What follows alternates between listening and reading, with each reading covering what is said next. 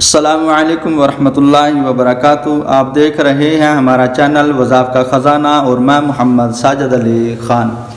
دوستو، دعا گو ہوں اللہ تبارک و تعالی ہم سب کے بے حساب بخشش و مغفرت فرمائے اور آنے والی آفات و بلیات سے بھی حفاظت فرمائے۔ دوستو، جس طرح آپ کو معلوم ہے کہ ہمارے چینل پر عموماً وظائف ہی بتائے جاتے ہیں، تو میری کوشش یہی ہوتی ہے کہ اچھے سے اچھے آزمودہ اور ایسے وظائف بتائے جائیں جو عوام کے لیے آسانی ہو، وہ آسانی سے کر بھی سکیں۔ آج میں آپ لوگوں کو جو وظیفہ بتانا چاہتا ہوں وہ ہے شوگر یورک ایسڈ کے مریضوں کے لیے۔ بعض دفعہ ایسا ہوتا ہے کہ اگر شوگر کا مریض کوئی میٹھی چیز زیادہ کھا لے تو اس کے لیے وہ نقصان دہ ہوتی ہے۔ اسی طرح یورک ایسڈ کا جو مریض ہوتا ہے، اگر وہ گوشت زیادہ کھا لے تب بھی اس کے لیے بیماری، اس کے لیے پریشانی بن جاتی ہے۔ تو انشاءاللہ ایک میں آپ لوگوں کو وظیفہ بتانا چاہتا ہوں، یہ اللہ تبارک و تعالیٰ کے ناموں میں سے ایک نام ہے۔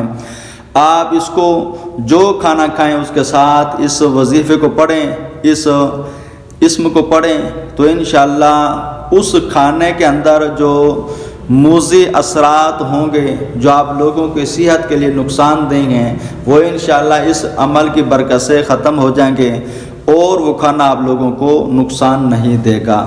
اور اس کا طریقہ کار یہی ہے کہ کھانا کھاتے وقت یا کھانے کے درمیان 11 مرتبہ یا رحمان پڑھیں۔